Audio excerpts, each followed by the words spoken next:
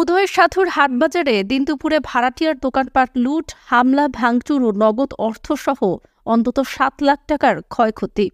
আরিফুল ইসলাম শাহিনের প্রতিবেদনে থাকছে বিস্তারিত। নোয়াখালী সদর উপজেলার ১ নম্বর চরমটুয়া ইউনিয়নের উদয় সাথুর হাট পশ্চিম বাজারে দিনে দুপুরে দোকানপাটে হামলা ও লুটপাটের ঘটনা ঘটে। এতে অন্তত ৭ লাখ টাকার ক্ষয়ক্ষতি হয়েছে বলে জানা যায়।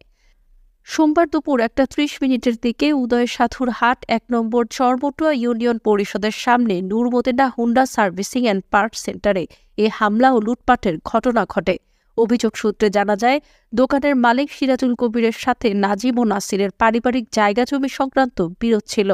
সেই দ্বন্দ্বকে কেন্দ্র করে নাজিম ও তার ভাই নাসির সোমবার দুপুরে একটি প্রাইভেট কারে দেশীয় অস্ত্র ও শর্টগান সহ ৩০ থেকে ৪০ জন সন্ত্রাসী নিয়ে এসে দোকানের ভাড়াটিয়া নুরুদ্দিনকে ১০ মিনিটের মধ্যে দোকানঘরটি খালি করতে বলে।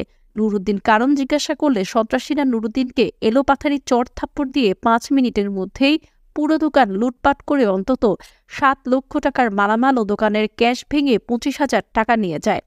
নুরুদ্দিনের চিৎকারে স্থানীয়রা দৌড়ে এলে নাজিম ও তার সন্ত্রাসী বাহিনীরা স্থান ত্যাগ করে পালিয়ে যায়। এ ঘটনায় নুরুদ্দিন যুব টিভিকে বলেন, আমি ৭ বছর আগে সিরাজুল কবিরের কাছ থেকে দোকানঘরটি ভাড়া নিয়ে এ যাবৎ সুন্দরভাবে ব্যবসা করে আসছি। হঠাৎ নাজিম ও তার ভাই একদল সন্ত্রাসী নিয়ে এসে আমার দোকানে হামলা ও ভাঙচুর করে নগদ ২৫,০০০ টাকা অন্তত ৭ লাখ টাকার মালামাল লুট করে নিয়ে যায়। আমি এর সুষ্ঠু বিচার দাবি করছি।